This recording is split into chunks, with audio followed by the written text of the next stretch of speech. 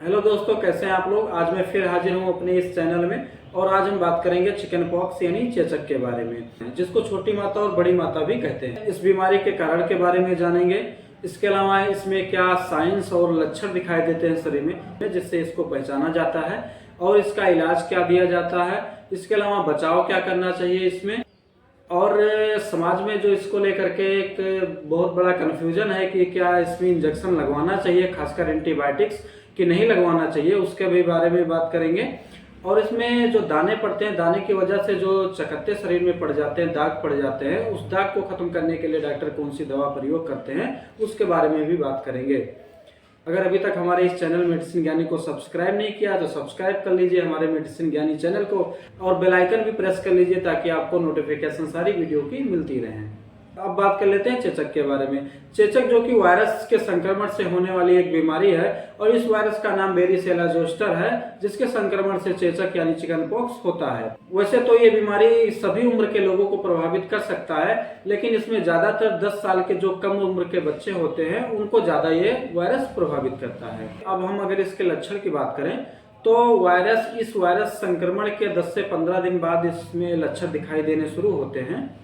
इसमें बुखार होता है, भूख की कमी हो जाती है, सर में दर्द बना रहता है और इसका जो मेन लक्षण है वो ये है कि इसमें स्किन पे लाल चकत्ते पड़ जाते हैं और उसमें फफोले भी बन जाते हैं जिससे साफ पानी एक भरा होता है और कभी कभी उसमें मवाद या पस भी देखने को मिलता है। और कई बार ये स्टेप बाय स्टेप होता है, जैसे पहले लाल चकत्ते पड़ेंगे स्किन पे, उसके बाद वो फफोले का रूप लेंगे, उसमें पानी भरेगा, उसके बाद में कुछ दिन बाद उसमें पस भर जाता है। अगर इसके इलाज की बात करें दोस्तों तो चूंकि ये वायरस संक्रमित बीमारी है, इसमें दवा का प्रयोग उतना ही किया जाता है जितना जरूरत होती है। जैसे जैसे सिम्टम्स या लक्षण दिखाई देते हैं शरीर में, उसी लक्षण के अनुसार ही डॉक्टर इसमें दवा देते हैं। जैसे अगर बुखार रहता है तो बुखार के लिए एंटीपायरेटिक मेडिसिन यानी पैरासीटामॉल को देते हैं। इसके अलावा जो दर्द रहता है शरीर में या सर में तो उसके लिए कोई एनाल्जेसिक देते हैं, जैसे सिक्लोफिनेक हो गया, डाइक्लोफिनेक हो गया या निमोस्लाइड हो गया, इस तरह की कोई एनाल्जेसिक दिया जाता है। और इसमें जो शरीर पे लाल चकत्ते या दाने पड़ जाते हैं उसमें इरिटेशन बहुत होता है, खुजलाहट बहुत ज्यादा होती है, तो उसके लिए एंटीहिस्टामिन्स देते हैं डॉक्टर, जैसे लेवोसिट्रिजिन, सिट्रिजिन, मोन्टेल्यूकास्ट या इस तरह की एंटी एलर्जी दवाइयाँ देते हैं।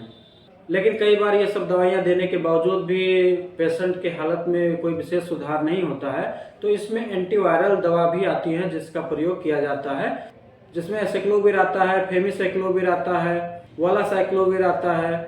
इस तरह के कुछ एंटीवायरल मेडिसिन से उपलब्ध है जिसका प्रयोग डॉक्टर करते हैं। इसके साथ साथ चेचक का वैक्सीनेशन भी करवाया जाता है। अब अगर हम बात करें दोस्तों क्या इसमें इंजेक्शन लगवाना चाहिए कि नहीं लगवाना चाहिए, तो देखिए वैसे तो इसमें एंटीबायोटिक्स इंजेक्शन की कोई विशेष रोल नहीं होती है शुरुआत में। जब चेचक का संक्रमण शरीर में रहता है तो उसमें बॉडी बहुत सेंसिटिव होती है, तो ऐसे में कई बार एंटीबायोटिक्स की वजह से कुछ साइड इफेक्ट देखे जाते हैं शरीर में, कुछ इरिटेशंस वगैरह होने लगती है बॉडी में। इसलिए अगर बहुत आवश्यक ना हो तो उसमें एंटीबायोटिक नहीं दिया जाना चाहिए। हालांकि जब चिकन पॉक्स का संक्रमण शरीर में बहुत दिनों तक रह जाता है तो इसमें सेकेंडरी इन्फेक्शंस, बैक्टीरिया इन्फेक्शंस के होने का चांस होता है। तो ऐसे में डॉक्टर उसको देख करके, सिम्टम्स या साइंस को देख करके निर्धारित करते हैं कि क्या इसमें बैक्टीरियल इन्फेक्शन हो सकता है, तो उस दौरान जो है एंटीबायोटिक दवाइयाँ या सुइयाँ दी जाती हैं।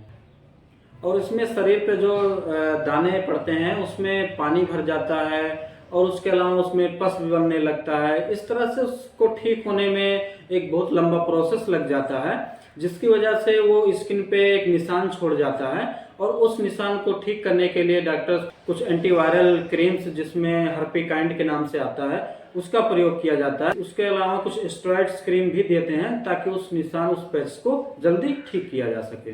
अगर हम बात करें कि चेचक का रिस्क सबसे ज्यादा किसको है, तो देखिए दोस्तों सबसे ज्यादा रिस्क जो है वो प्रेगनेंसी लेडीज यानी जो गर्भवती महिलाएं हैं उनमें इसका इन्फेक्शन होने का बहुत ज्यादा चांस होता है। इसके अलावा जो न्यूबॉर्न बेबी होते हैं यानी जिन बच्चों का जन्म अभी हाल ही में हुआ है और उनकी माँ को अगर वैक्सीनेशन नहीं हुआ चिकन पॉक्स को, तो उन बच्चों में इस बीमारी का होने का सबसे ज्यादा जोखिम होता है। अगर हम बात करें कि इस बीमारी में क्या बचाव करना चाहिए, तो इसमें सबसे पहले जरूरी ये है कि जिस व्यक्ति को चेचक हुआ है वो अपने आप को एक आइसोलेशन प्रोसेस में रखे, यानी एक अलग कमरे में रहे। उसके खान पान के हाइजीन की व्यवस्था का विशेष ध्यान दिया जाना चाहिए। और इसके अलावा जो स्किन पे फफोले बने हुए हैं छाले टाइप के, उसको फोड़ना नहीं चाहिए, क्योंकि उसको फोड़ने पर जो उसका पानी निकलता है वो शरीर पे जहाँ जहाँ लगता है वहाँ वहाँ इन्फेक्शन होने के चांस ज़्यादा होते हैं। और इसके अलावा वो पानी किसी और को भी लगता है तो उसके द्वारा भी उस बीमारी का संक्रमण दूसरे को हो जाता है। इसलिए कभी भी चकत्तों को, उन दानों को फोड़े नहीं। चेचक एक गंभीर बीमारी है दोस्तों, अगर किसी को हो जाता है ये तो उसको घर में उसका इलाज नहीं करना चाहिए कि किसी प्रकार का लेप ना लगाएं, किसी प्रकार की दवाइयाँ उसको ना दें, तुरंत डॉक्टर को दिखाना चाहिए और जो प्रॉपर ट्रीटमेंट होता है डॉक्टर के द्वारा वो दिया जाना चाहिए। तो इस वीडियो में बस इतना ही। कैसा लगा हमारा वीडियो आपको कमेंट करके जरूर बताना है, लाइक और शेयर भी करना है दोस्तों, और हमारे चैनल को भी सब्सक्राइब करना है। मिलते हैं फिर किसी वीडियो में नेक्स्ट टॉपिक के साथ में, तब तक के लिए नमस्कार।